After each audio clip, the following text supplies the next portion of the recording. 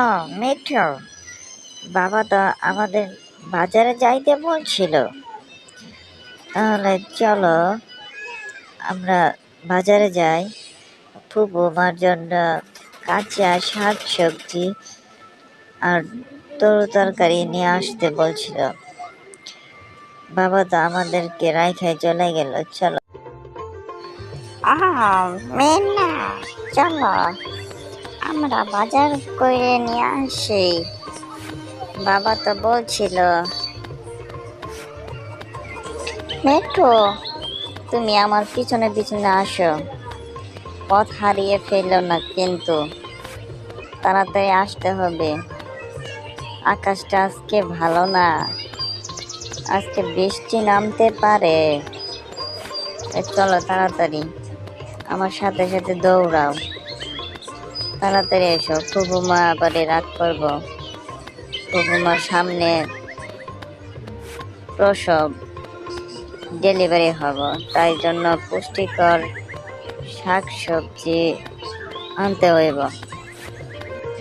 মিনা, আমিনা, মিনা, একটু আসতে যাও, আমাদের সঙ্গে করে নিয়ে যাও। ও মিনা, মিনা, তুমি এইভাবে ঝড়ের মতো দৌড়াইতেছো কেন? তুমি আমাকে নিয়ে চলো, আস্তে আস্তে যাও। ও মিঠু, তুমি তাড়াতাড়ি আসো, বাজারে আইসা করছি। বাবা এখানে রাগ করবে। বাবা তাড়াতাড়ি চলো, ঝড় উঠবে। হ্যাঁ মিনা, তাড়াতাড়ি আসো, বাজার থেকে তো ঝড় উঠতেছে, তাড়াতাড়ি যাইতে হইবে, আমাদের বাড়িতে পৌঁছাতে হইব। বাজার আজকে অনেক দাম, তাই তাড়াতাড়ি চলো। কি ঝড়!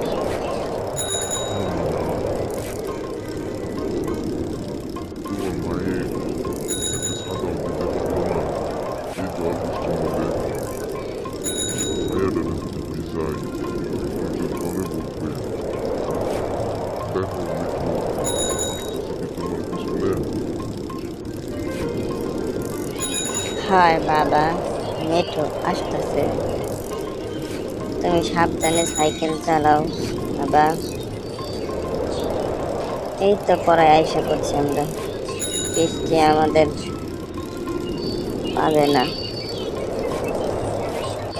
বাবা, কুকুর ডেলিভারি কবে হবে? কি বাবু হবে, ছেলে না মেয়ে? যাই হোক, বাড়িতে এসে বললাম অবশেষে। বাজারটা তাড়াতাড়ি তোমার দাদিমার কাছে দিতে হইব। মা, মা, এই যে বাজার নিয়ে আসছি।